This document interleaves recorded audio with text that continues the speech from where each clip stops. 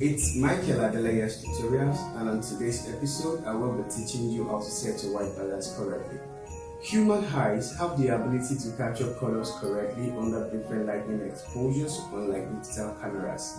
So the reason for setting your white balance is to make sure your white is white and your black is black.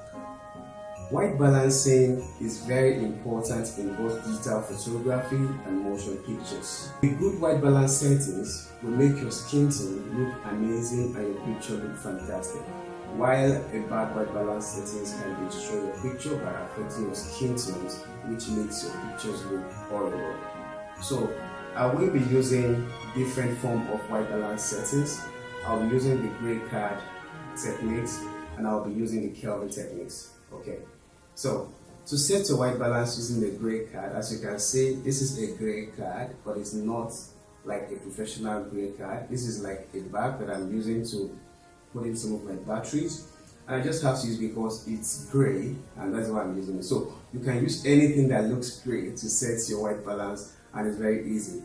All you need to do is to point your gray card directly to your camera and go to your white balance settings, select custom setup or custom settings, then you point your gray card, you set up your lightning and you put your gray card under the lightning condition and point your camera towards the gray card and take a picture. We call a picture under custom settings. After doing that, the camera will read the perfect white balancing settings for the light exposure that you have with yourself.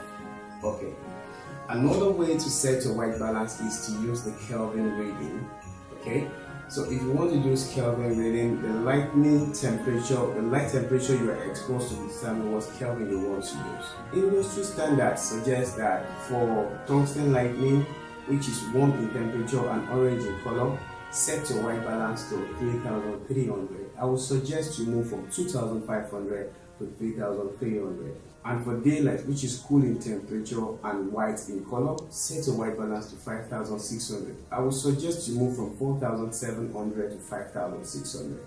There are a few other options I would advise if you don't have a gray card or you don't understand the Kelvin settings but never put your camera on auto white balance settings. Go to your camera, understand your lightning exposure. If you're using a Red for instance, which is what I'm using right now, put your camera white balance settings to tungsten. And if you're using a daylight lightning exposure, which is like the white, the fluorescent light, the Kano flow and co, put your white balance to daylight. That is it. I hope you enjoyed this course. If you do, kindly like, share and subscribe. And if you have any question, feel free to ask.